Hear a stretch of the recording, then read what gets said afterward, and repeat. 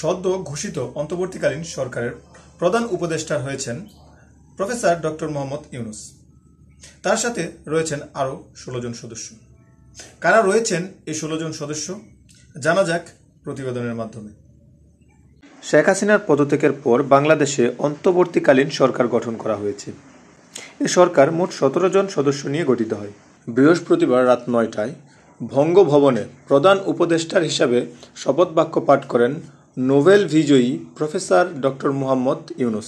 এরপর বাকি সদস্যরা শপথ বাক্য পাঠ করেন। এরা হলেন doctor Salauddin Ahmed, Adilur Rahman Khan, Nahid Islam, Asif Mahmud, Syed Rezwan Hasan, A F Hasan Arif, Mohammad Touhid Hossain, Nurjahan Begum, M Sakhawat Hossain, Sharmin Murshid, doctor Asif Nazrul, A F M Khalid Hasan, Farida Akter, doctor Bidhan Ranjoy রায়, ফারুকি আজম ও সুপ্রদীপ চাকমা।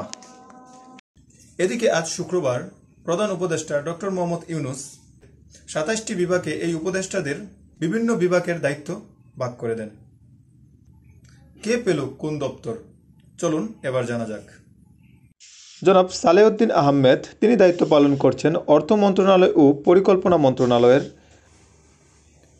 ডক্টর আসিফ নজরুল তিনি দায়িত্ব পালন করছেন আইন, বিচার ও সংসদ বিষয়ক মন্ত্রণালয়ের। জনাব আদিলুর রহমান খান তিনি দায়িত্ব পালন করছেন শিক্ষা মন্ত্রণালয়। জনাব হাসান আরিফ তিনি দায়িত্ব পালন করছেন স্থানীয় সরকার, পল্লী উন্নয়ন ও সমবায় মন্ত্রণালয়। জনাব মোহাম্মদ তাওহিদ হোসেন তিনি দায়িত্ব পালন করছেন পররাষ্ট্র মন্ত্রণালয়।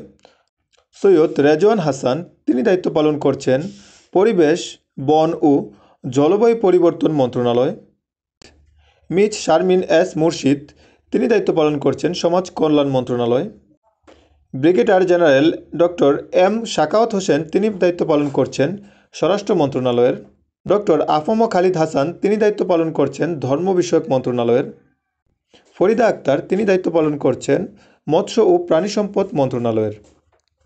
নূরজাহান বেগম তিনি দায়িত্ব পালন করছেন স্বাস্থ্য পরিবার কল্যাণ মন্ত্রণালয়ের। নাহিদ ইসলাম তিনি দায়িত্ব পালন করছেন ডাক, টেলিযোগাযোগ ও তথ্য প্রযুক্তি মন্ত্রণালয়। আসিফ মাহমুদ সজীব ভুইয়া তিনি দায়িত্ব পালন করছেন যুব ও ক্রীড়া বিষয়ক মন্ত্রণালয়ের। এ প্রজ্ঞাপনে বলা হয়েছে এই আদেশ অতি বিলম্বে কার্যকর করা হবে। সুপ্রিয় দর্শক, এতক্ষণ পর্যন্ত সাথে থাকার জন্য সবাইকে ধন্যবাদ। আমাদের পরবর্তী অনুষ্ঠান দেখার আমন্ত্রণ জানিয়ে এখানেই শেষ করছি। সবাই ভালো থাকবেন, সুস্থ থাকবেন। খোদা হাফেজ।